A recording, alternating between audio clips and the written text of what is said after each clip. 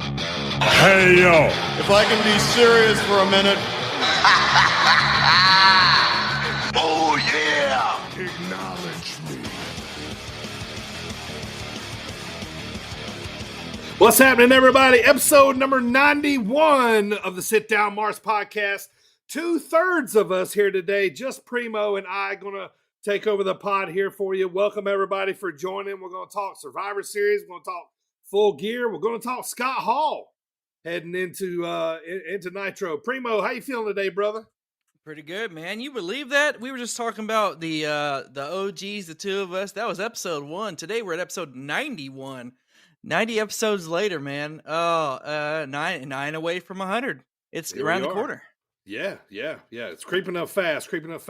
If you hadn't had the chance, man, go check out episode number 90. We just dropped it earlier in the week. It was our interview with Brooks Berna from Those Damn Coyotes. He's been seen at Iron Spirit Pro, Zawa Live, and all other promotions in the Midwest. Go check that out, man. He's got a big match this weekend. I'll be talking about Zawa coming up here very shortly. But welcome to the best kept secret in wrestling podcast. That's right. Primo and I are going to take you through the world of wrestling today. We want to thank everybody listening on all the podcast platforms, including Apple, Spotify, Stitcher, Google, all those, and including the guy I just actually was texting with last night, Thomas Bryce, who we always get played right before his show on SportzWire Online Radio every Friday and throughout the week. And continue to please tell a friend about the pod. If you know anyone that's into wrestling, tell them about us. And we just might be their flavor. You never know. But back to Thomas Bryce. Got to talk to him a little bit last night, man. And, just a great guy. He runs the show over there at SportzWire Online Radio. He's been with us. I'm not exactly sure what episode was it when we jumped on with him. It's pretty early. It was towards the beginning. Let's see. If I had to do some quick little audio and video podcasts and math here. Yes. We put our first 8 episodes out in May of 2021, and we got on SportzWire maybe a month later. Yeah, so pretty early in the game. Thomas Bryce has been with us and still plays our pods each and every week, and we thank him so much. That's why I always like to remember him and mention his name towards the end of the show. That's why that comes through, because we like to thank the people that have been with us from day one, because as of, not long ago, I am a humble guy. I like to be humble. I think being humble produces good vibes, good looks, good energy in this world. And I've always tried to be humble, on this podcast. But, I want to brag on us here just a little bit because, your boys here are, pretty consistently now in the top 100 wrestling podcast in the United States, man. So that's pretty sick. It's pretty exciting. Yes. I mean, we can't thank all you guys for listening enough. We've hit the top, 200 at this point in our podcasting career a few times, but to hit that top 100 is still a big deal to us. So we really do appreciate it. Yeah, absolutely. I mean, obviously there's tons and tons of wrestling podcasts out there. And we appreciate everybody that continues to listen to ours. It's humbling us that we're getting into that 100. It's doing nothing but motivating us to keep this thing going. Australia's still hanging in there with us, guys. Thank you guys so much for continuing to support the pod out there. And so just wanted to talk about that real quick before we got started here today, man. Shout outs to all the people downloading and subscribing. We really thank you guys so much, and we really do appreciate it. And shout out too to the number one. That's right, Thomas Bryce. Yep. Shout out to AJ too, not with us here today, but he will be back with us the week after Thanksgiving. So got a little vacation break here going on. So Primo and I are going to take you here through it, like I said, but. As always, no doubt about it, always Pop of the Pod kicks it off here, baby. Let's do this. The old Jukity box back for another episode.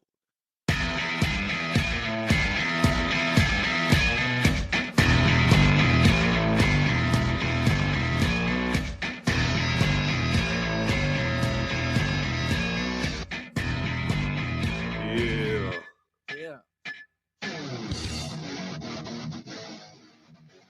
OGK. It's like a mashup of like Adam Cole's ROH music, and they went into the kingdoms. Yeah, It's my favorite iteration of the Kingdoms when Adam Cole was with all of them now. But yeah, they're back, man. Just when we think the Kingdom is disassembled, here they are once again.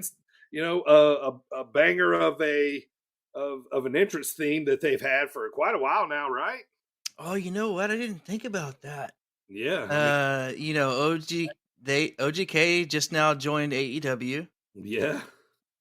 And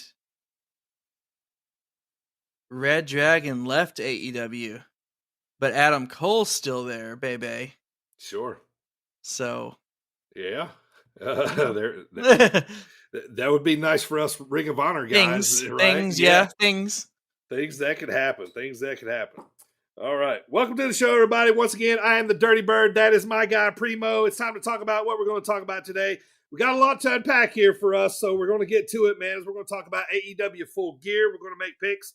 We're going to talk about AEW Survivor Series cards. We're just going to talk about the card because this is one of the big four coming up here. So the Kurt Angle Trophy is going back on the line at Survivor Series. So we're going to be making picks to see if one of us can take it away from AJ. So we're going to be talking about that. Our Dropkick discussion this week is the particular night of when Scott Hall invaded, walked on the show, whatever you want to call it, to WCW Monday Nitro. He is making the switch. He was jumping over to the other brand. This kick-started the Monday Night War. The first 2 hour in the Monday Night Nitro. Yeah, we're going to talk about that, man, in the Dropkick discussion of the week. We're also going to talk about what we're sponsoring this weekend. Zawa Live's Season 11 finale is this Saturday in Dixon, Illinois. So we're going to be talking about that. And just to let you guys know, this is our last pod before we take a week off for Thanksgiving travels, preparations, time to get that stuff that we need, the booze and the weed to help us deal with those damn family members. You know what I'm saying? Gobble, gobble. That's right. I mean, I'm already pre-gaming, man. I'm about to drive 20 hours to go visit all the family. There we go. Pre-game a couple days in advance. That's right. So we're taking a little time off, to get the family needs in necessarily for the Thanksgiving holiday. So that's why we went ahead and dropped two for you this week to hopefully, to carry you along your ride to that dreaded family member that you might have to go to. So if you're picking up what I'm putting down, holla if you hear me. Let's talk wrestling, Primo. Let's go. DB's got your hookup.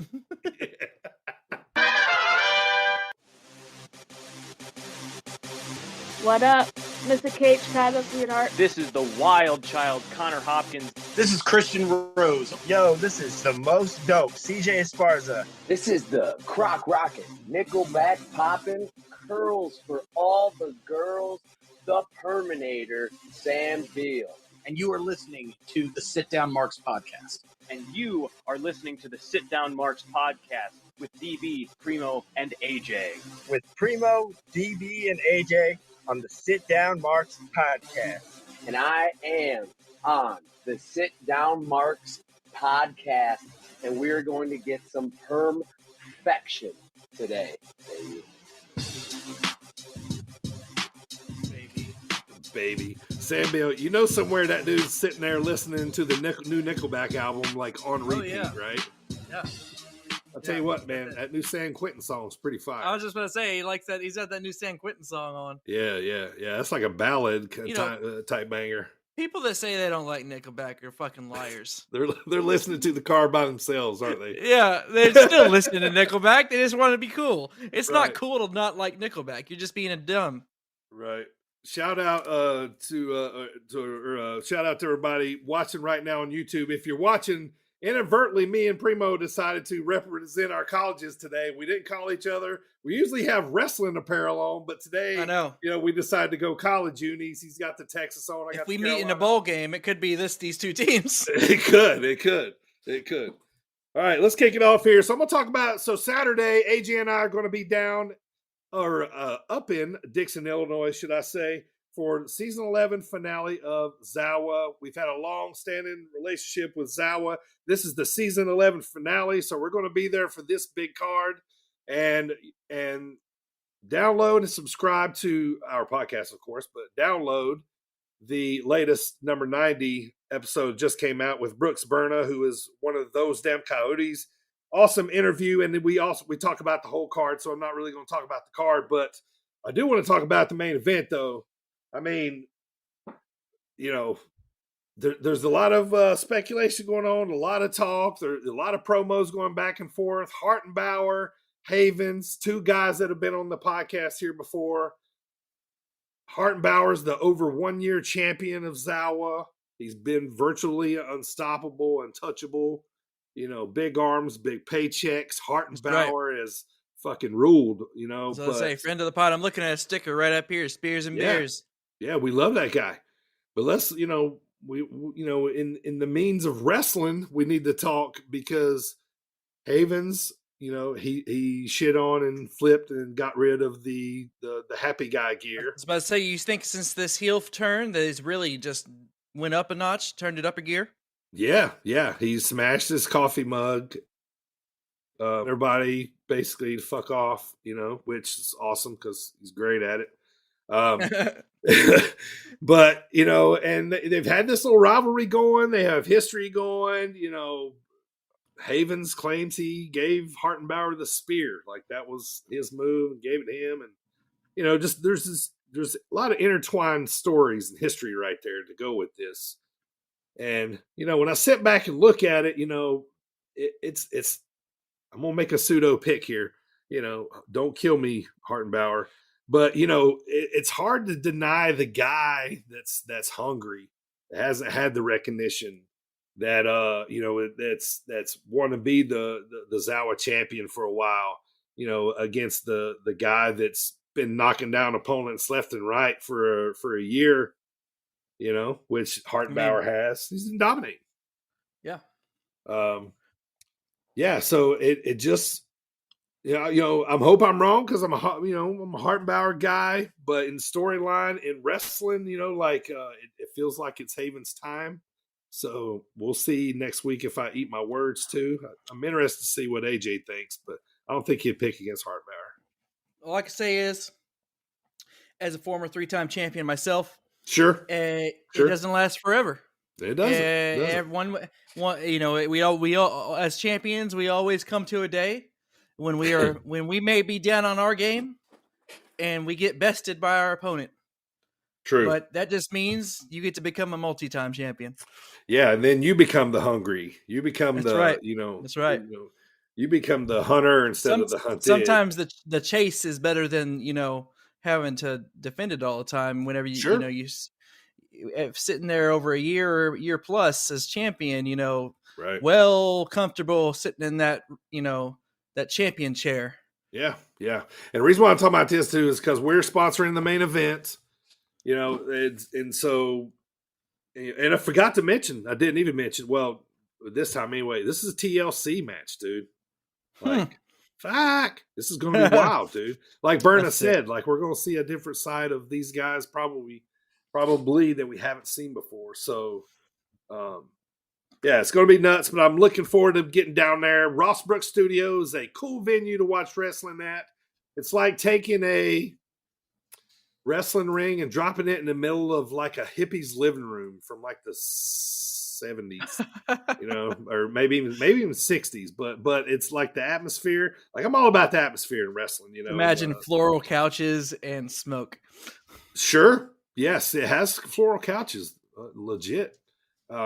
Great venue, man. Like I fell in love with it though when we were there, I believe last April, something like that. But yeah. So it's going to be awesome, man. Look forward to getting down there Saturday. And also the Saturday after Thanksgiving, we're going to be at New Wave Pro in Terre Haute, Indiana. They're going to be hosting a vendor fair there. So we're going to be going there early at the vendor fair, giving away some free merch, meeting everybody, talking about the podcast. A lot of other podcasts are going to be there too, and a lot of other vendors. Top Rope Bacon's going to be there. Look forward to hanging out with the girls, hopefully, and seeing them a good bit. So while we're down there, so that's going to be fun. And then they're putting on a show right after that. It's free, and it's a banger card too, man. It's like a big a lot of guys prominent in the Midwest independent wrestling scene are on this card, and it's free. They're really trying to get their name out there, so we want to help for having us there. It's New Wave Pro out of Terre Haute, Indiana, and their current champion is a guy we see a lot in Iron Spirit Pros, Mad Dog Connolly. So, so big card there. Looking forward to that. So we'll be talking about that whenever we come back after Thanksgiving. So let's talk about Primo, what we're watching on TV right now, man, before we get to Survivor Series. Let's talk WWE, man, first. So it was pretty awesome to watch New Day and Usos, right? Oh, my God. Fuck, right. It was man. awesome. I don't even know if I wrote that down. No, Sure. I didn't. But I specifically remember texting you guys. Yeah, and they've always put on, as Brawlin' Brutes like to say, banger after banger after banger. Mm-hmm. Well, Usos and New Day never fail to impress, and they always bring their A game. This was one of their best matches they've had. Great. They left it all out there. They made it really. They as the fans, they made us that championship reign record really seem important. Absolutely. Yeah. I mean, when you say, we talk about, and we said this last pod too, like you think of like all the tag team rivalries, you know what I mean? Like New Day and Usos are right in there now. And, when you just talk chemistry between tag teams, I mean, this is it was beautiful. You know what I mean? That's just, yeah, man. It was awesome. You know what I mean? You're still hanging on every move, and it's great. When we're, looking back, you think, what do we, looking back on my childhood, I have Hardys. The Hardys have Edge and Christian, and the Dudleys, as like their foils. Sure. New Day has always had the Usos, and vice versa. Yeah. So. Yeah. Rock and Roll Express, Midnight Express from my day. Yeah. Road Warriors and the Russians, or Road Warriors and the Horsemen. Yeah. You know what I mean? So, yeah. So the Usos, they broke New Day's streak as the longest tag team title reign. So as of Monday would have been the title where they would officially take over. And so today, officially, I believe it's 486 days. Yeah, I saw that they officially got the reign now. Yeah. So you think about like how long the Usos have had those, and then like how long Roman's had his. Like, good Lord, man, they really have been cruising for a while, haven't they? Like they've been whooping ass. Yeah, I mean, you think about the one that gets me in. It actually, to me, honestly, the Usos doesn't seem like it's been that long, because I still remember. It was like Jimmy came back from his injury. Sure. And then they had to talk Jimmy into joining the Bloodline. And then basically very shortly after that, they got the tag team championships. But that just doesn't seem like it was that long ago. Right. And then, but the Romans reign, no pun intended. Yeah. Right. Seems like he's had it forever now, which at this point, 2 years almost? Yeah. Well, let's talk about that, because I got a stat for you. Roman's 803 days reign. It's the longest reign in 35 years. Oh, that's over 2 years. As of, according to Michael Cole. So. In 35 years. I heard him say that. Yeah, Since longest who? reign in Bruno? 35 years. Or Bob? Probably, yeah. Backlund, yeah, it's got to be one of those guys that held it like forever, back in those days. But another thing too, I was want to mention about Usos, kind of what makes it feel a little more fresh with them when they unified the titles. You know what I mean? Yeah. They just held the SmackDowns for a while, and then they end up collecting the Raws in the, when they did the unification, and so I kind of too. That's kind of what kind of like makes it feel almost like newer than it should be, or at that point, I guess. All right, so what about this fucking World Cup tournament, man? All right, so this is Fox saying we're going to show soccer, and we want y'all to promote this somehow. So they're going to pop up this trophy that looks like the same one that Shane O'Mac won, except it's gold. When he was the best in the world or whatever. Yeah. So yeah, exactly. So it is that same trophy, isn't it? Yeah. I thought so. As far as I remember, yeah. I didn't look at it, but it does look very similar. So my first take, because I'm an idiot and I didn't realize that the World Cup is currently going on. I don't know. I'm not much of a 5 days football fan. Yeah, it's weird because it's going to be in like the winter this year. But I guess that is weird. I remember being in Austria in 2010, and whenever the U.S. lost the World Cup, I was there in an Irish pub. It was a whole story behind that. But yeah, I remember that specifically. Anyway, back to my story. When I first saw that SmackDown was doing the World Cup, I didn't think of soccer. I was like, "Oh, is this like their answer to AEW's All Atlantic tournament?" That was my thought. And then I realized shortly after, it was about soccer. Yeah, so this must be a way of cross promoting, but whatever. There's going to throw a bunch of guys in there. So, what do you think about LA Knight and Bray Wyatt facing off? I don't know if I want to see LA get fed to Bray. I mean, that's what's going to happen here, right? Because I like LA. I don't want to see him get crushed yet. Yeah. Let me talk to you. Right. There you go. Thank you. LA Knight, brother. Well, he's going to end up probably getting fed to Bray Wyatt. That's what I'm seeing. That's what everybody's saying in the dirt sheet. But honestly, I don't know. I don't get it. And I like both. Obviously, I love both of these characters. And I don't really see them as any type of Batman and Joker chemistry. Like, I don't see them as like perfect enemies. Yeah. You know what I mean? Yeah. Whose game is it? I mean, he's just a loudmouth, cocky sumbitch. And Ray is this split personality psycho right now. Sure. Which is awesome. I love, by the way. But I don't know. I know eventually Bray's got to fight somebody. So I guess, rip the Band-Aid off. Yeah. I mean, Survivor Series was big enough pay-per-view, I guess. Let's get him on, unless it's the Monday after they're going to let him wrestle. But were you surprised that Shotzi won that six-pack challenge to face Ronda at Survivor Series?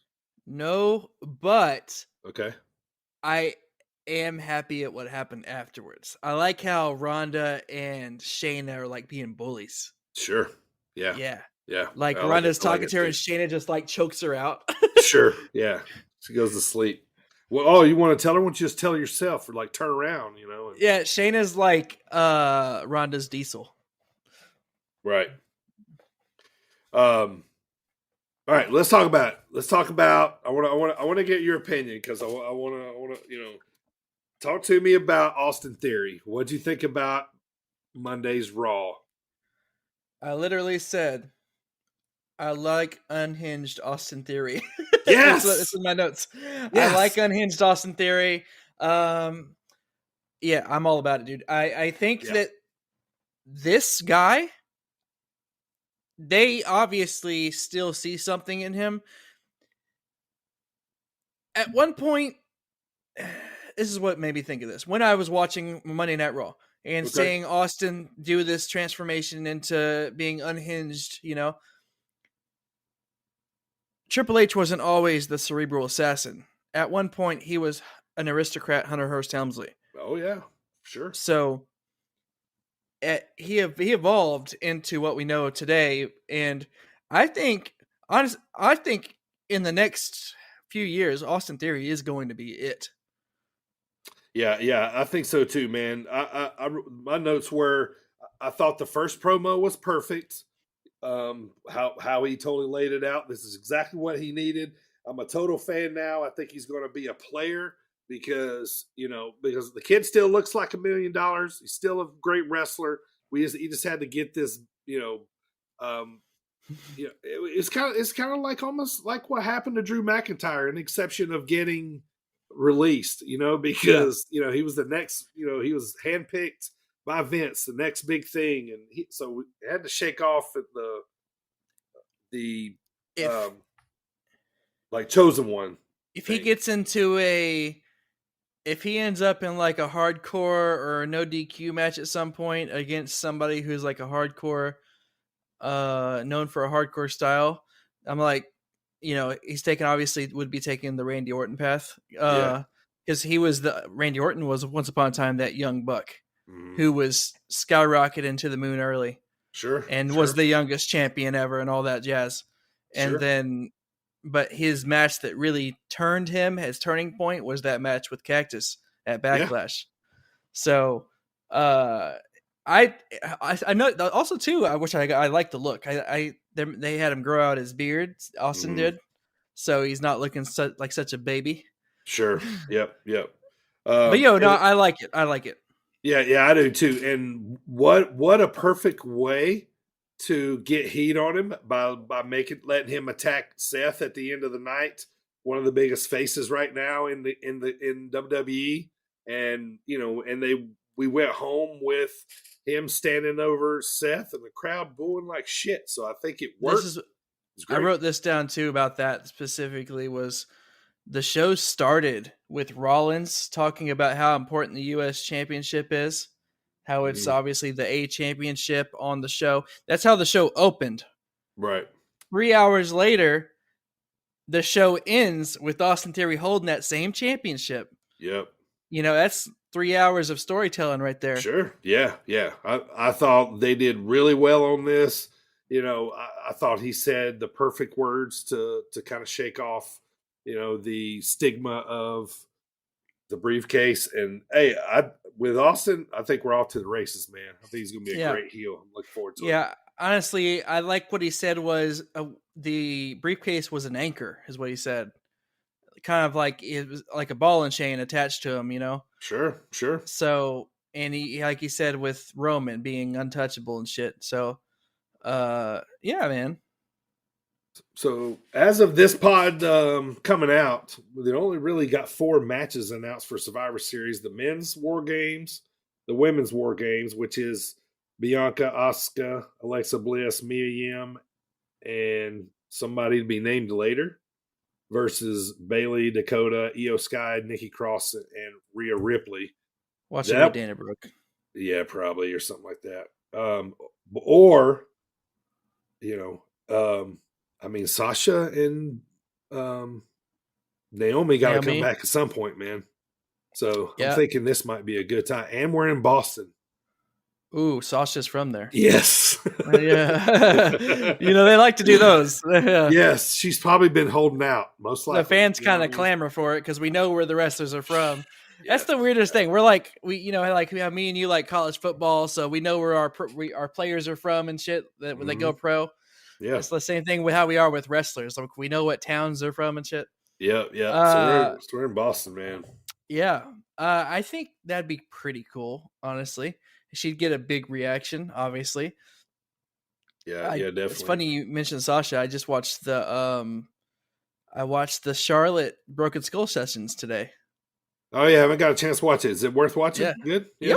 Yeah. Nice. Yeah, she talks about her marriage and all the honeymoon and stuff, and talks about what's yet to come, and she talked about her time as a personal trainer. Yeah. Yeah. Cool. I was like, listen, if she's not gonna name drop anybody, obviously. Right. Yeah. She used to work out with my wife. So also, another spot that could be a spot for Naomi, and this could be a spot for Sasha Banks. Excuse me. If we're assuming, and we all know it's probably Ronda's going to beat Shotzi, for the women's title, and then maybe Sasha comes out, and we got a little face to face. That'd be pretty nuts. That would be crazy. Yeah, it would be crazy. I mean, but I don't know if that would be a bigger spot than being in a match with, women's Survivor Series War Games. Like she could come out like dead last and just erupt the place. I think after the match, when whoever's standing tall, or whatever, That, those are always a bigger reaction than coming out as our surprise participant. And then, and then also, last one I see they have listed right now is AJ and Finn. Yep. I mean, they got a nice little storyline going between these guys. I thought this is where I was confused. Why are they not doing OC versus Judgment Day and inside War Games? Instead, they're doing a singles match and put Mia and Rhea in the opposing women's War Games match. Mm-hmm. Yeah, that is interesting too. And on the graphic too, it's got AJ versus Finn, and it's got both of their factions in the background with them, like they're coming to the ring. But I don't know. But I mean, they'll put everything together, and coming up later, probably this week. So, you got anything else for WWE before I talk about NXT? Yes. The only other thing was, you said before you talk about NXT? Yeah. Yeah. Okay. So the only other things I had was, I did originally laugh when the crowd chanted, "This is stupid," that was stupid about the cash in. Yes. The crowd was not pulling any punches. They were like, "That was stupid." Right. And I like how Rollins is always so honest with the crowd. He's like, "Well, it wasn't my fucking idea. Like, it wasn't me, bro." Right. Yeah. I put that cut on Bobby Lashley's chest is gnarly. Oh yeah. Rhea, until I found out I put this before I found out she was in that War Games match, but I feel like Rhea has become such a boss. Yes. That she's on her own level. You know what I mean? Yeah. Even without a championship, she's still like beast. Is she physically the biggest woman wrestler in WWE? I mean, yes, Charlotte, maybe, I would say close. so. She's probably no. bigger than Yeah, Charlotte. I would say she's bigger than Charlotte. Like, she's jacked. Yeah. The only other one is close is Lacey Evans. Right. Yeah, she's pretty big too. But I mean, Raquel she's just Gonzalez, but she's got her in height. Another thing I had was, I love Finn's new music. His new version of his music. It's his music, but it's like slowed down and like brooding. Yeah. Yep. And then the very last thing I had for Raw was Rollins versus Balor is a main event anytime, and it's great. Yeah, it was, man. Yeah. And every time they wrestle now for my entire life, I'll always remember Finn being Universal Champ, getting hurt for a by day. the buckle bomb. Yes. Yeah, I'm like, yeah, this is like always, and they always seem to bring it up too. They always bring it up. Yeah. They have great chemistry too, though. Yeah, they're really, really good. So, just it was a freak accident, but yeah. Bros, shit happens, right? Yep. Well, that's all I got for the main roster. Cool. NXT, I just got a couple notes here. I thought Apollo and JD McDonough match was pretty cool, man. They really I actually wrote that down. Here. JD and Apollo with that standing Spanish fly. Yes. That's always a winner on mine and your books. Absolutely, yes. Yeah. Those were awesome, man. This was a great match back and forth. Like, I legit didn't know who was going to win. Yeah, I'm surprised Apollo pulled it out, honestly. Yeah. I think he's going to get a run. They've been pushing JD so much. Yeah. But also, another team that I like that's going to be getting freaking, hopefully, a shot to the NXT moon is Indus Sheer, which is Veer and Sangha. That powerhouse team, dude. Just let them wreck shop. Yeah, right. Let's let them be big, mean, and nasty. Yes. Let them do like the Authors of Pain used to be. Right. Yeah, I'm all for it. I like them, and I like that they're just big dudes that are just gonna go in there and destroy you. Yeah, but it's a way better gimmick than what he was doing anyway. It took him like 2 years to send Veer. Right. They announced December the 10th a pay-per-view called Deadline. It's going to be sort of like a Gauntlet Survivor type match. Deadline, the Iron Survivor. Yeah, the Iron Survivor Challenge. Yeah. Yeah. Sean came on and explained it, but I still didn't understand, but I'll get it later. If you remember back in like when ECW, when they brought ECW back, this is specifically one that I remember because that's when Matt Hardy won the ECW championship. Was they used to do the Superstar Shuffle, or it was like a 6-pack challenge or whatever the fuck they called it, where they would come out and the last one to score pinfall when the timer ran out would be the winner. Right. So in this one, whoever has the most pinfalls at the end is the winner. They come out in increments, but also if you get pinned, you got to go in the penalty box for 90 seconds. So during that 90 seconds, you're unable to try to attempt to score a pinfall. Right. So you got to take a finisher, get pinned, and then go sit in the penalty box for 90 seconds and sell your ass off from the finisher. Think about what you just did. Get in there. Oh, man. Yep. All right. Yeah, why not, right? Yeah. So I guess that'll be their little December paper. And who better to announce that match than one of the greatest Iron Men ever, Shawn Michaels. Yeah. Okay, so in the main event, though, Mandy retained versus Alba Fire, but there's been a few stories out there that Mandy that she hurt her ankle and knee yesterday, and she's been seen at the end of the match. She was helped to the top of the ramp by one of the refs, and then he ran off so they could take the final shot of her holding up the title. But I hope she's not hurt. She looked like she was walking a little gingerly there at the end. She had like a Brie Bella tribute costume on last night. Did you see that kind of vibe from her? Yeah, kind of. Yeah, she's way better looking. I agree. I don't mean that in any disrespect to. Oh no! A very beautiful woman as well, but I'm just a blonde guy myself. But anyway, I'm a blonde man. You know what I'm saying? Hello, lady. Bang bang. So that's what I put down was the last one. That last woman standing match was actually really good. Yeah, I dug it. Yeah, all the way up to the interference by the UK person, Isla Dawn. Isla Dawn. That's right, Isla Dawn. Yeah. Yep. She's like the witch, the modern day witch. Yep. So, I'd be honest.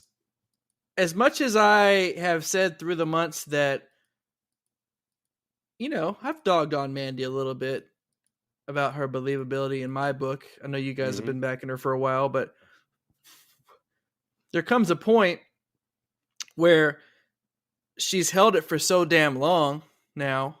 Mm-hmm. Now she needs someone credible to take it off of her. That it can't just be anybody no more. Right. You know what I mean? Yeah, like who's a I don't know, maybe a Nikita Lyons, maybe I don't know. I personally think they could do something with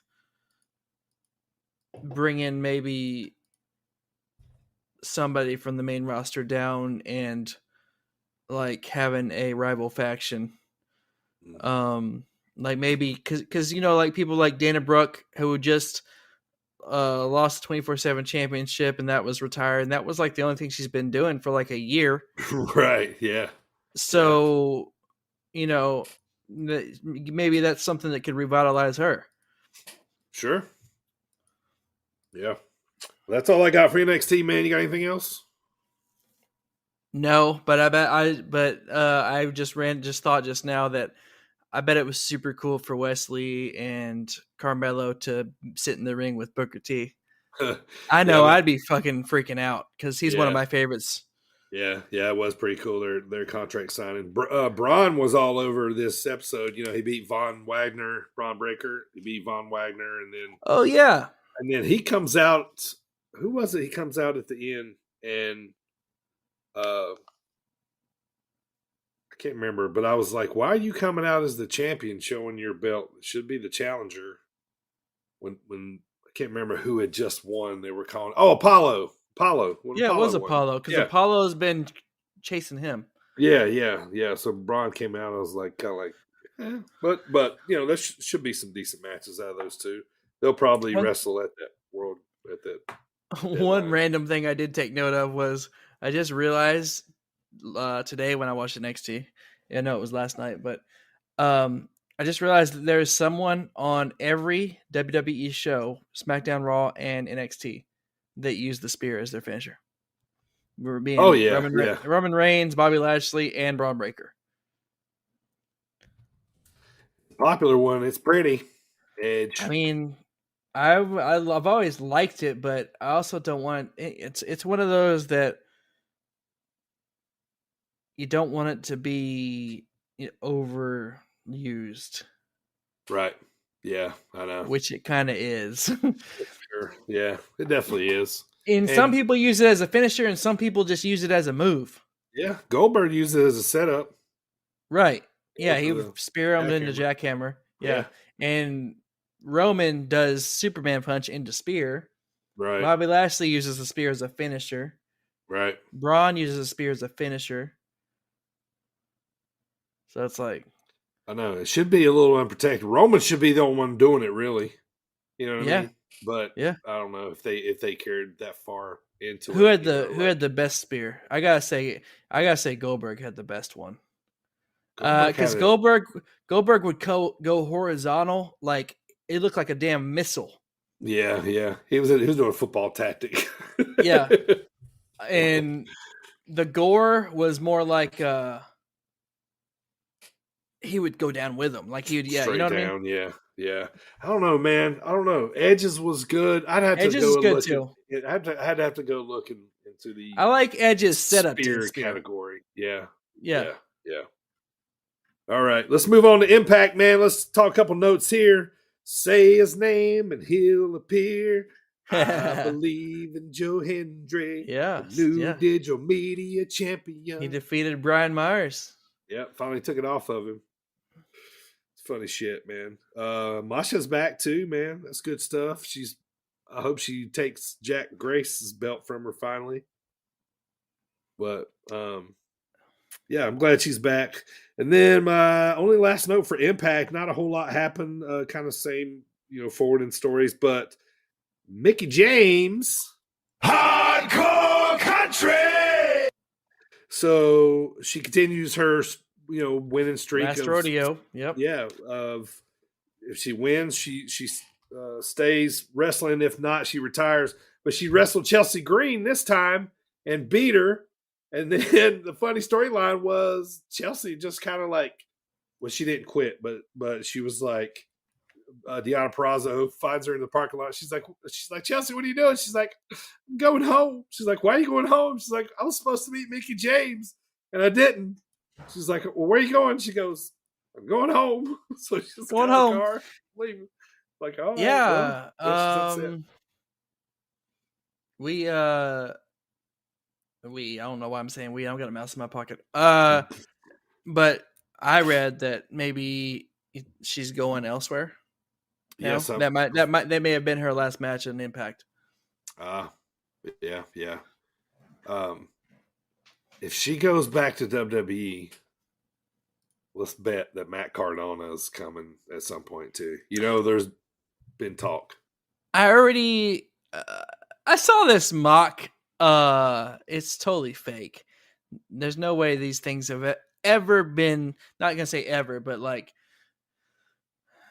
they're not gonna leak the damn Royal Rumble lineup. So anyway, I've seen a fake one coming out here lately, and it has Matt Cardona on the men's lineup, and I'm like, that one is believable. Like number one, he'd get a pop, but number two, that'd be kind of dope just to see him interacting with his old buds as Matt Cardona, because Zack Ryder's dead. But the other name that I saw on this fake mock Royal Rumble lineup, me and you would lose our fucking shit. It was fucking Jay White. Oh my God. Well, that you say that, like the two things that I've seen is that Hunter wants some New Japan guys in the Rumble, and I've even possibly heard like indie guys, but I've heard like a death match guy, like a GCW guy. GCW, yeah. Well, you know, a couple weeks ago, I told you guys that WWE and GCW were apparently in some kind of talks. So maybe this is what they were talking about. I don't know. There you go. Yeah, it could be. Could be. Good stuff. You got anything else? We're going to run to AEW. Just got a few notes to them too. That's all I got for the dub and the Impact. Did you see Saraya and Britt face off on the microphone? This is pretty good. I did. I said for the first time since Saraya entered AEW, I'm interested. Exactly. Yeah. I don't know that I'll be interested when she's wrestling. Right. But yes. You got me this time. They Yeah. ripped each other, like literally just smashed. And and Saraya reminded us all who the hell she is on the mic. Right. Okay, so we talked Double J is back. Honestly, after watching it, another week, it's still kind of tastes the same to me, but I feel like he's going to do the guitar gimmick. He has to, right? So, and I always fucking loved when he did the guitar. I love that shit. So I don't see Jeff Jarrett without the guitar gimmick anywhere. Right. So it's like, right. It's part of him, like the Honky Tonk Man. Yeah. And he took shots at WWE on the mic already. Well, he was talking about. Oh, he's talking about fucking monster. Nose. He said, yeah, exactly. And he said, wearing your monsters wear skinny jeans. Don't wear our monsters don't wear red skinny jeans and being run by the Banana Nose Circus or something like that. He said, like Jesus, he's trying to get one started, and for the most part, I think Triple H is kind of ignoring everything at the moment. Triple H is probably like, I know you, dude. Like, stop it. Right.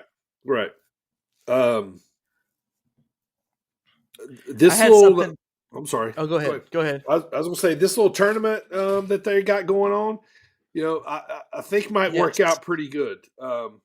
They got some nice hitters in there, and winner gets a shot at Moxley or whoever the champion is, MJF, whoever. And yeah, I thought they've done pretty well with this lately. I have two things about that. Number one, Kingston versus Ethan Page was good, obviously. Absolutely. Mm-hmm. But secondly, just on a side note, you have to really trust a guy to let him hit you with the razors or the ego's edge from the top rope. Yes. It's dangerous. Yes. Yeah. He's not only like normally a razor's edge is already scary, but you're hitting him from the top turnbuckle. I'm just like, your life is in this man's hands right now. I know, right? And yeah. Another thing I had was, and this isn't about the tournament, but this is more about the tag team match with Swerve and Our Glory. Mm-hmm. And it's not so much the match itself, it's about specifically Keith Lee. Just an little observation I've made, and maybe I'm completely wrong. Okay. Does Keith Lee seem like he just doesn't care? Like he just doesn't give a fuck? Like I get the storyline that he's currently in where he's like not agreeing completely with Swerve Scott, but he just like his body language, his overall body language just seems like he just doesn't give a fuck. Like he's there to get it paid and then go home. Yeah. I mean, I guess, I was going to say my only gripe with him lately is I feel like he's just kind of been moving slow. Like it just, he's doing the minimum to be there. Yeah. So, it probably fits right in exactly the same thing that I'm seeing, and he does seems like he's really not into the storyline or whatever that they're doing right now. So, yeah. I kind of feel the same way, really, honestly. Yeah. And I like him. I'm just like, man, as a fan, like when you're at work, like when I'm at work and I can tell when somebody at my job is just like not in it today, or they just don't want to be here today. That's kind of like while watching him last Wednesday, I was just like, man, he just looks like he don't necessarily want to be at work today. He's just kind of there getting his paycheck. Yeah. Um, No, I agree. Something else, Tony Schiavone announced on Dynamite that in 2024, AEW is going to the UK. Yeah, that's going to be cool. I think that's going to be big for them.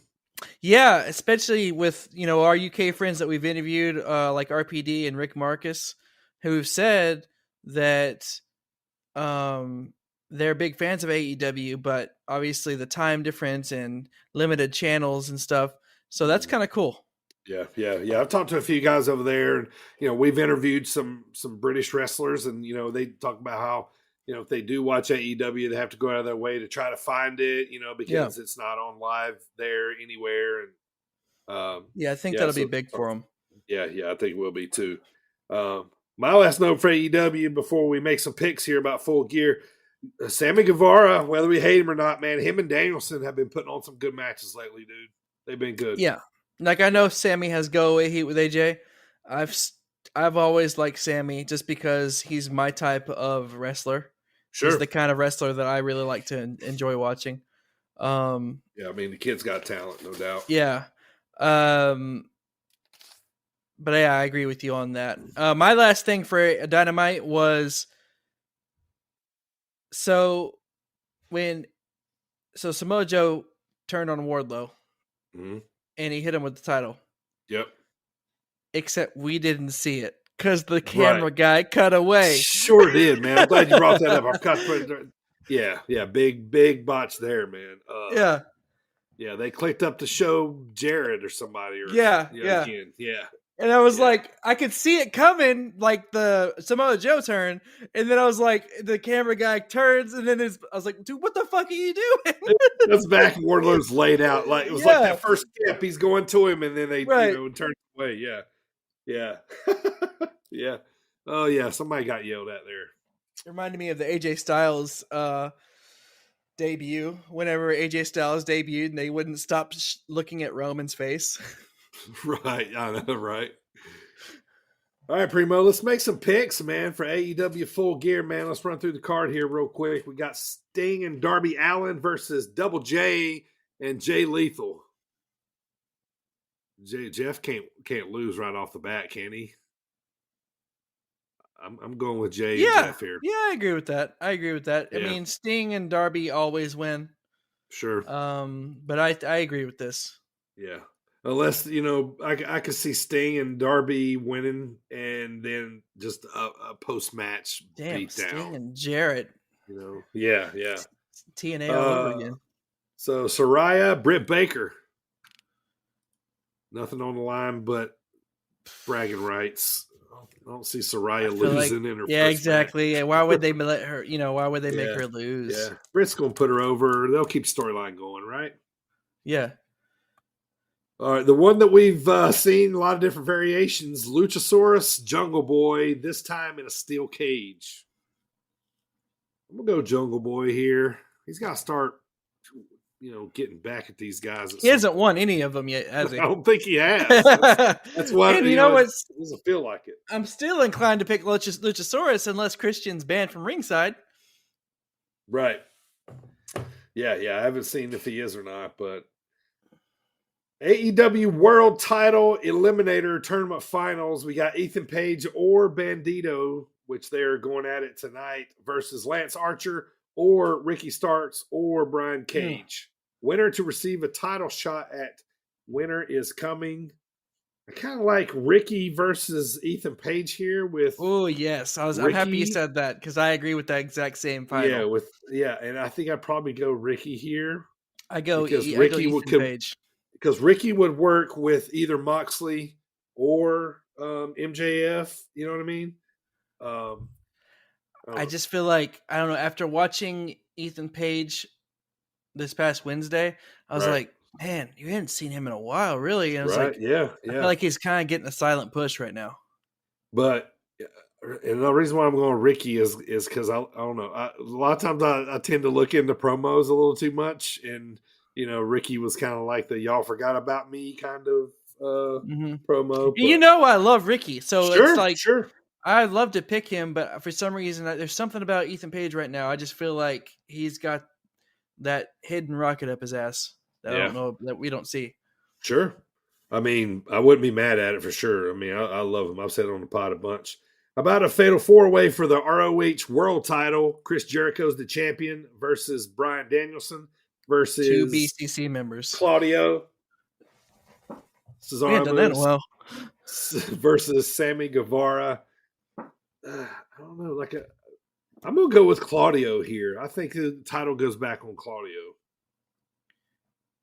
It was. That's what I'm gonna do. It was Danielson, Claudio, Guevara, and Jericho, right? Then the champ. Yep.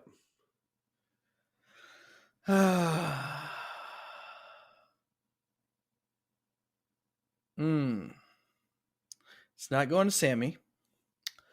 We could give it. I'm gonna go with Brian. Okay.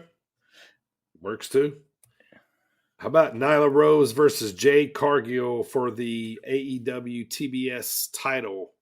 Jade's been the champ for It's quite time. a while. It's time. 41-0. You're saying it's time. Nyla's going to take it. Yep. I mean, she's had the storyline with her for a while, stealing the belt. Yep. It kind of makes sense, man. I like Yep. it. I'm gonna stay with Jade though. Next up, the AEW World Tag Team title: Swerve and Our Glory versus the Acclaimed. No, Acclaim Yo. is retaining. Yeah, listen. Scissor me, daddy. That's right. They're so hot right now. God, they And are. They've only had the belts for like a month. How about AEW Interim Women's World Title match? Jamie Hayter versus Toni Storm. So Thunder's still the champ. Is that what we're doing here? Yeah, she's still Okay, the so- champ. Yep. So, yeah, let's go, Jamie. It's time. Tony's title run's been a little lackluster. You Kind of think? quiet. Do you think that? And this is like, think of Evolution, Mm-hmm. right? The faction Evolution. Sure. As soon as Randy Orton and Batista got world titles, what did Triple H do? Right. He fucked him over. Right. So, do you think Britt would allow Jamie to get that belt?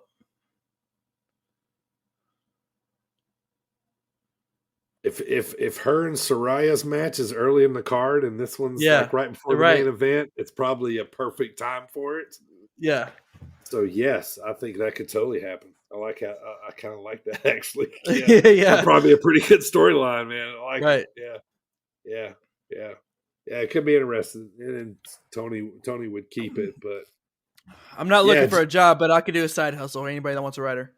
and Jamie's been popular with the fans lately. Like she's just been getting over in town. Fans have been calling for her to turn on Britt forever. Yeah. All right, man. That's Big Daddy. AEW World Title match is MJF. MJF taking the belt off of Moxley. Yes. Yes, I'm going. I think so too. Yep. And then Moxley can go on vacation now, right? Yes. Give him his damn vacation. Let him go fishing. Yep. All right, so there it is. AEW Full Gear card. Currently, they got about 9 matches announced, I believe. It's actually this Saturday, November 19th, in Newark, New Jersey at the Prudential Center. So enjoy that on Saturday night. One of their big pay-per-views, so to speak. So that's going to do it for recap, Primo. Let's move on, man. Let's talk a little Scott Hall Nitro, coming to Nitro in the Dropkick Discussion of the week.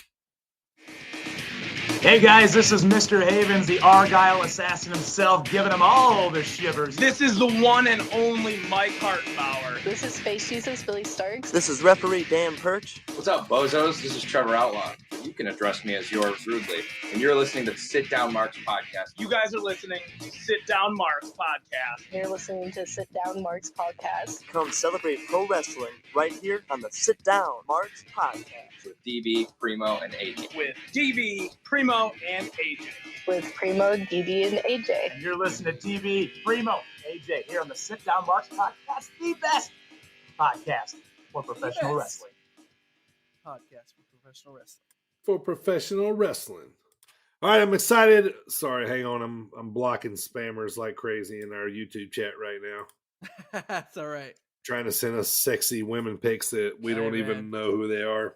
That's right. All right, so today I'm excited about this one, man, because everybody knows I'm a big Scott Hall, Razor Ramon fan. Well, today we're going to talk about when the wrestling landscape changed, when Scott Hall showed up on WCW Nitro May the 27th, 1996. Primo, what were you doing that night? Did you see this live? How old was Primo? May 27th, 1996. So what I do with years, I just told my wife this, and she was fucking flabbergasted that this is how I calculate my age. I always take the last number, the year, and add 1. And if it was before July, I'm the same year, same age as the year.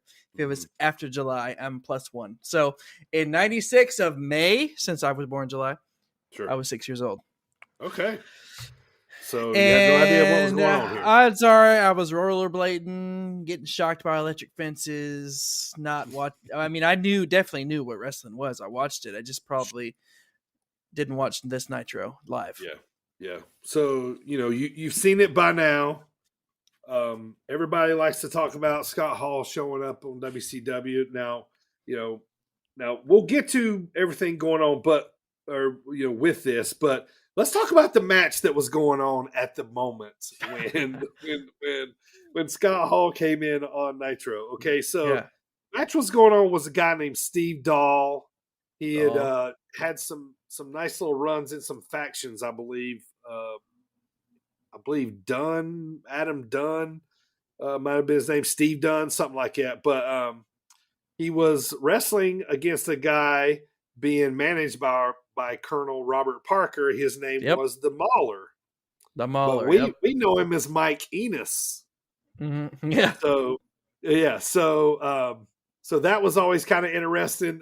When Scott showed up, they just kind of stopped the match and left. Yeah. They kind of backed into the corners and then just like, oh, Razor Ramon's here. What the fuck? Like, Let's shit. Get out of here. We'll finish this up later. So the fans that were probably thinking, why are we watching this match anyway? Like what a dud. Anyhow. No disrespect to thank Mauler. God Right. something else happened right now. Yeah, I mean, no disrespect to the Mauler or Steve Dahl, but they weren't, very popular in 96 to hone a match. But anyway, Right. All right, so and they probably totally made sense now, why, like, oh, okay, there's this crappy match out there for this to happen. So, all right, so let me give you, anybody out there, just some quick little, meat about what had been going on. So Scott Hall had just been on a WWE house show about a month prior to this at MSG. It was when the famous curtain call had happened. Curtain call, yep. Scott had put in a 90-day notice. Now, this was the big deal, okay? This was pre-internet. So nobody, had videos that went instantly on social media. He put in an honest 90 days notice and was leaving the company. You probably could have read about it on some dirt sheets and stuff, but it probably would have been after the fact, that it happened before you got to read it, because that's just the way things worked back then.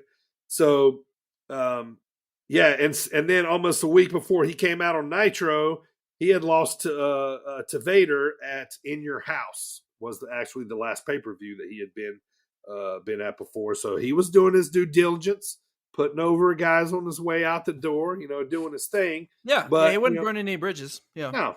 But back in those days, it looked like, he skipped over because he jumped over on Nitro. He still had the curly lock. He still talked like Razor. He still had the toothpick in his mouth.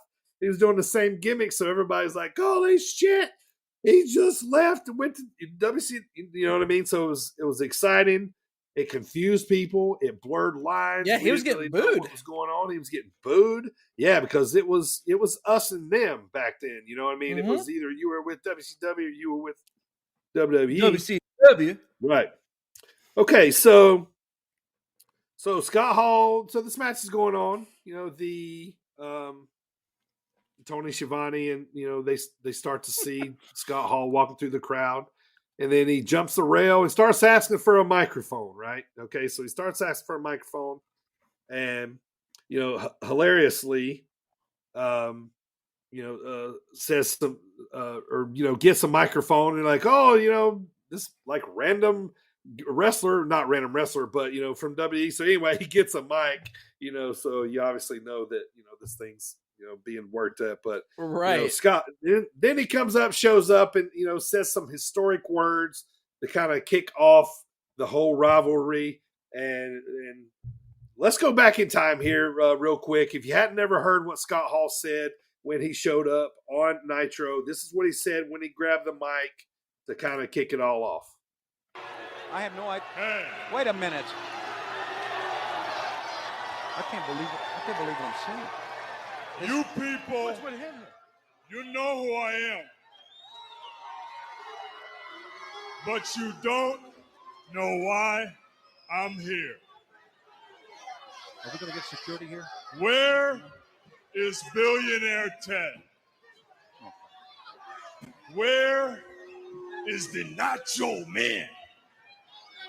That punk can't even get in the building. Me, I go wherever I want, whenever I want. Listen, and where is Scheme Gene? 'Cause I got a scoop for you.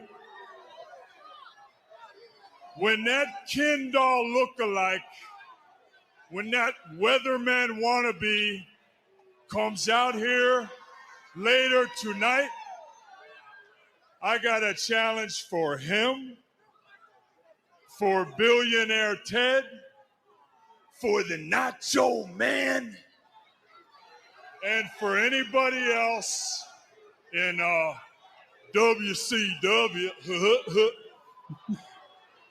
Hey, you want to go to war? You want a war? You're going to get one.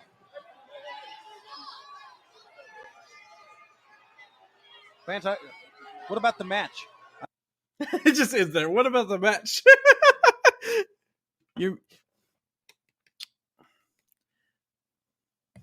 Yeah, because we care what happened between Steve Dahl and the Mauler, right. Like, Tony, he's like, but there's a fucking match going on, bro. Yeah, Razor Ramon just showed up. All right, so he shows up, right, and you hear this, and he says, "But you don't understand what it means by war." A little bit later, he comes back and lets people know that there's more than just him that's coming. Right? He tells them, "You get three of your best." Right. He gets 3 of my best. But at this particular time, you're like, what does he mean by war? Like, is he coming over here representing WWF and telling us that it's going to be a war on WCW? And then, are we being worked here? Like, we just didn't know. That's the thing. Yeah, like you mentioned in my notes here, was so he starts walking down the aisle during that middle of that match. The crowd immediately knows who he is in that vested Canadian tuxedo he had on. Denim on denim. Totally 90s there. But everybody's like, oh shit, it's Razor. Right. Everybody thinks it's Razor because obviously, like you just said, we just saw him do the job to Vader. Mm-hmm. So this is 96. Internet wasn't in 96. The internet was not what it is today. No, it was not. People were not communicating on the internet like we do today. No. I'd love to have the internet at 21 years old. I was 21 in 96, man. I love it. So it's like, there wasn't none of, like you were saying, like how I read squared circle and all that shit. No. And there was still some realism to it. Like kayfabe was still, pretty real. Sure. Definitely.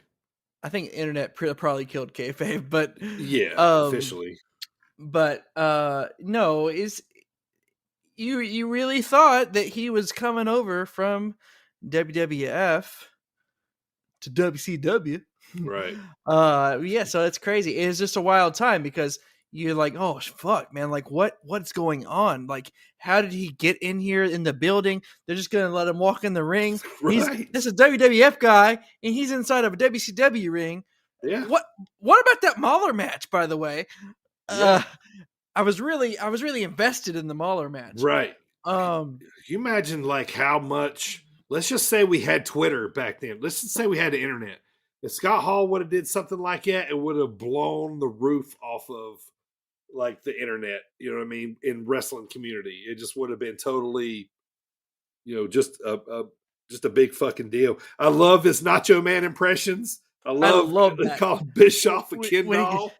Kendall, the Nacho Man. The and Nacho Man. And every time he talks about Sting, he's like, "Ooh, right, Sting, yeah, he does the fingers. Stinger. Billionaire Ted. Billionaire Ted. Yeah. Oh, man, I loved it. So Nash came over 2 weeks later, okay? So Nash came over 2 weeks later, and then the following week was the first week that WCW beat WWF in the ratings for the start of what would be 83 weeks in a row. And Hogan shows up after that. There's your third. And the NWO is formed, and we're off to the races. The Revolution is televised as the NWO dominated wrestling history during those times. Not only in wrestling ring, they dominated pop culture as well. Everybody wanted to be NWO. It was the cool thing to do. You know what I mean? You know, the coolest thing ever in the world is, like, I love my older brother, obviously, because he's my older brother. Mm-hmm. But my grandparents happened to take him to Disney, and they were in Orlando, and they went to Universal too. My brother was there when Hogan came out and NWO happened. Oh, dope. Yeah, he just happened. They happened to be in Florida. Like, that's the coolest shit ever. Yeah, it would have been cool to be there, like when Hogan turned heel. Like, it was a big fucking deal, man. You know, yeah, that's historic. Yeah, yes, yeah. Like, it'd be like if Cena ever turned heel. You know what I mean? It's huge. But okay, so get back to it, Scott Hall. But this single move, what I always like to say, Scott never got enough credit, man, because this single move to WCW changed the landscape of wrestling. It changed how and what we knew of wrestling, and it helped create some of the best wrestling we've ever seen in WCW and WWE because it created competition, the Attitude Era,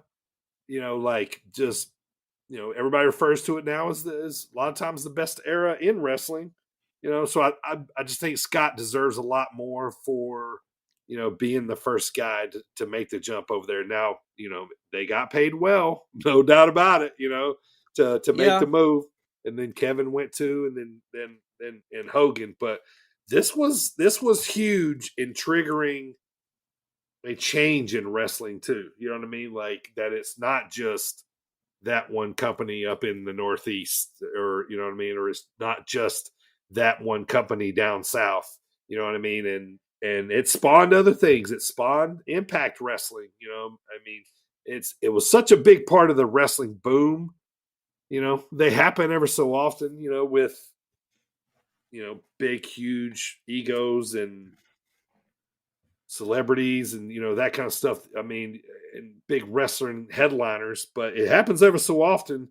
But this was, just a place in time where one move of a guy going to another company, just sent wrestling into a just stratosphere of, like, everybody knew who NWO was. You know what I mean? Right. I mean, the only other times it happened were like Rick Rude and Lex Luger before that. But it was like, what is it? Rude did the same night thing.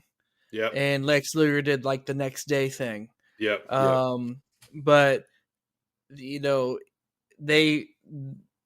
Scott coming over, like you mentioned, it was like the start of something else. Sure. Yeah. Yeah. Because I mean, it was, and then so many people went over after that. Bret Hart, and I mean, the names go on. You know what I mean? That it was okay to go to another company, and there was competition there, and yeah, it was crazy, man. So I was happy to talk about this today because obviously, I like to talk about Scott whenever I can because I'm a big Razor fan. Absolutely, yeah. You know, and this was a big move, a big time, and a big moment. You know, in wrestling. Although we go back and watch it, and it's kind of somber. You know, I mean, you got these two guys going at it in the match, and he kind of walks in and gets a little bit of reaction, jumps in the ring on the mic, and it's like you can hear the shock. You know what I mean? Like I can always remember back to when, you know, watching it 21 years old. Like, I mean, shit, dude. I was a month past being 21. So I was having a good time probably watching that show that night. Just being cool. So yeah, man, that was a awesome time in wrestling. It was cool to talk about Scott Hall showing up on Nitro, changed the landscape forever. Good stuff, man. So yeah, and what's funny too is I like how he comes out. So he comes out and he just makes fun of WCW the whole time, right? And so it really does make you feel like he's like still WWF, but also Tony is just like nonstop the whole time calling for security. Right, he is. Yeah. When he's not reminding us that we're still in the first hour of the first ever 2 hour of Nitro. Right. He's talking about security. And then when the show goes off, Scott's telling everybody, you know, that he's got 2 more coming. You get your best 3. I'm bringing my other 2, and we're going to bring our best 3. And the show goes off with Bischoff and Heenan kind of like confused. I'm confused. Remember, like, oh my God, like who could be the other 2? And I'm like, you know, I like that. It was wild, man. I like when he points behind Bischoff. Yeah. And Nash is right there. Right. Yeah, Nash in the hat. Yeah. I was never a fan of Nash in the hat. He looks like Dad, you know. Like, all right, good stuff, man. Good stuff. Next week, which will be the week after Thanksgiving, when we come back, we're going to be talking about the old gobbledygooker. When the old gobbledygooker incident happens, why, where, all that good stuff, man. So we'll be talking about that next time we are back with AJ and Michael. So that's going to do it for the Dropkick discussion of the week. Primo, you want to plug a little merch for us there, brother? Brother? I can do that. Can do this. All right. Get you a little sippy of that Bud Lizzle. So, for all of you that don't know, I'll tell you real quick. Yeah,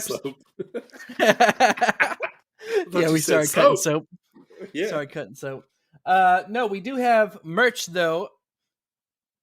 We have a website that you can go to and get an assortment of graphics that are related to the Sit Down Marks podcast. That is at www.tpublic.com/stores/sit-down-marks. That is www.tpublic.com/stores/SITDOWNMARKS. Go there and you can get yourself an assortment of graphic designs that you can put on clothing, whether it be a t-shirt, a face mask.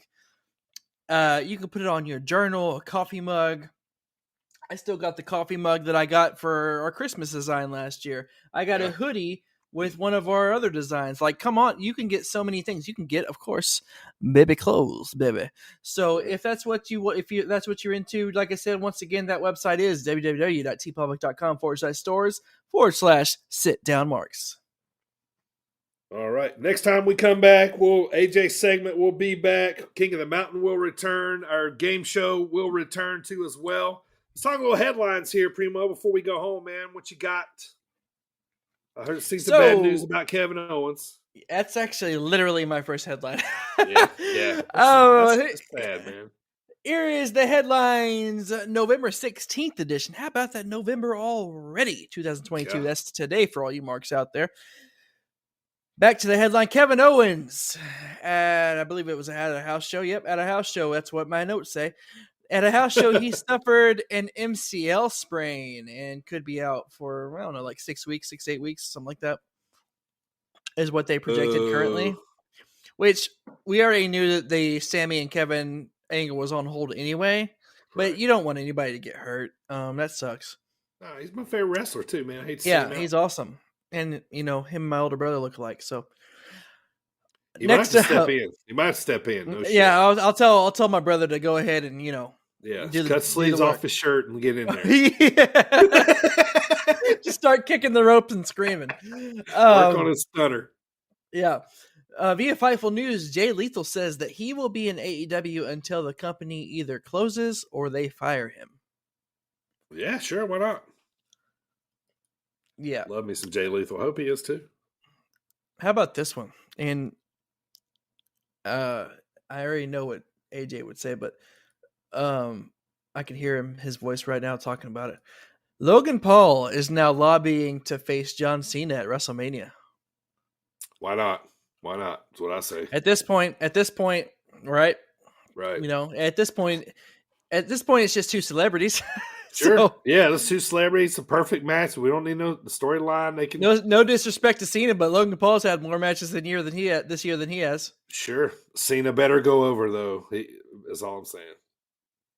Oh, of course. Come on. Don't be putting over the new guy to get a big win. 16-time champ, Cena. Right. I still think he needs to come back to break that record. WrestleMania Hollywood is going to attract a lot of people.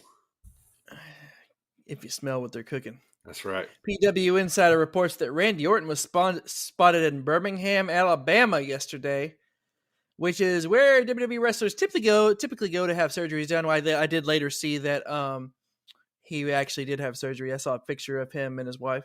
Orton has been out of action since May due to back issues. And on a side note, I'll be in Birmingham in 2 days' time, but I'm not there to have surgery, nor am I in the WWE. Could you paint me a Birmingham? I've thought about that song every time since I left my hotel. That's Tracy Lawrence for all y'all out Making love just the way I plan. People don't know about Tracy Lawrence these days. I do. I love that guy. And lastly, let's go back to your neck of the woods. Over the weekend at a house show in Peoria, Illinois, a woman threw her drink at Scarlett Bordeaux during a matchup with Karen Cross and Drew McIntyre. The woman and her family were promptly escorted out by security. Scarlett did clap back on her I don't remember where it was, but she did have a response, something about being she's a native person from Chicago, and that she's not surprised a person from Peoria did that or something like that. Yeah. I mean, come on, dude. Don't be throwing your drinks on people. Yeah. That's well, there's a lot of things legal in Illinois, so they might have gotten in a little something before they got in there. Right. Got a little too carried away. It's not like, grandma can't hit the wrestlers with the purse like they could back in the old days. And you can't throw no water or a drink on nobody for sure. Wow. Yeah, I heard about that too. Yeah, she clapped back at her. I think it was like on Twitter or something like that. Yeah. Said, I just was like, what the fuck, man? Like, they're there to entertain you and you're throwing your drinks at them? Yeah. It's not that serious, bro. Like, it's not. That's rude as shit. You'll get your ass beat in the real world for that. Oh, yes. Oh, yes, for sure. That is the final headline on my headlines. You got anything, Dirty? I do, man. I got one thing. This is really cool, man. I'm really excited about this. Billy Starks, former guest on the pod, probably, she's wrestled all over everywhere as we talked about. Well, she's getting ready to wrestle somewhere else new, man. She's about to turn 18, and she's going to be wrestling for MLW. So pretty cool. Oh, wow. Yeah. She's getting a match with MLW. I don't know anything, but if you follow her on any kind of her socials. Did she already go to Tokyo? Been posting. I believe she's getting ready to go do that. Yeah. I think. Yep. But congrats to her, man. Really cool. And she's about to be 18, man, so she can basically go wrestle and do anything anywhere she wants.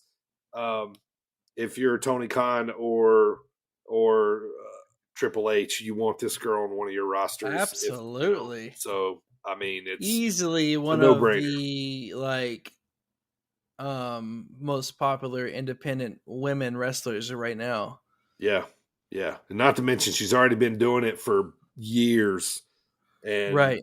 It's put in the work, and she's wrestled everybody. I mean, it's pretty wild. So congrats to her, man. Awesome to see that. And, we'll be seeing her probably on one of our weekly shows here very, very soon.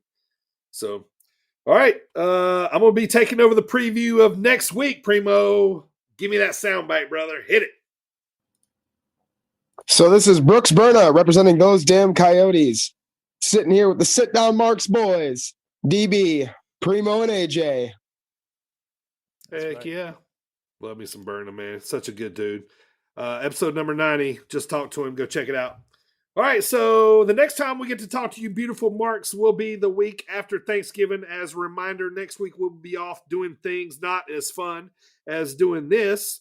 Nonetheless, we will return with AEW Full Gear and WWE Survivor Series reactions, including who won the Kurt Angle Trophy between Primo, myself, and AJ.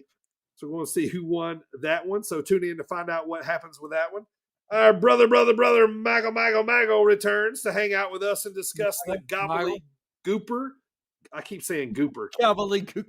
Gobbledygooker incident in the Dropkick Discussion of the week. And I'm going to bring back Last Man Standing next week for the boys. I got a nice game on tap for a little wrestling trivia. And also, we're going to be talking about the Zawa show and New Wave Pro show and vendor fair that we'll be attending coming up this week. So, going to be a lot of good stuff going on. Have a great holiday, everyone. Thanks for listening, and a very special Happy Thanksgiving to our friend Thomas Bryce. Be safe out there, everyone. Absolutely. Especially you, Kurt. If you're going to be traveling anywhere, be safe out there. Yeah, because you'll have to travel via airfare or via postal mail to get back to Virginia. But happy Thanksgiving to everybody. It's gonna be the first ever time we've actually taken a week off. So it's gonna be different for us too. But I know you'll miss us. We'll miss you too. But everybody just go enjoy your families, enjoy your loved ones. That's right. Absolutely. Make sure that and this is a personal note from me. Make sure that if you have a friend out there that is lonely or something, or doesn't have a family, or doesn't have somebody to eat with, reach out to them. It might mean the world to them. Even if they turn you down, it still might mean the world to them if you just offered to them to maybe have dinner with you. So that's all I got to say on that. But happy Thanksgiving, everybody, and we'll see you next time. Very well said. We'll see everybody in Dixon, Illinois this Saturday for Zawa Live. Thank you, Berna, for being on the pod earlier in the week. Keep spreading the good word of wrestling. Primo, take us home, Daddy. I would if I could find this damn button. Oh, grab them, catch. Oh, what's that all you do? Grab them, catch. And listen, I don't care what it takes.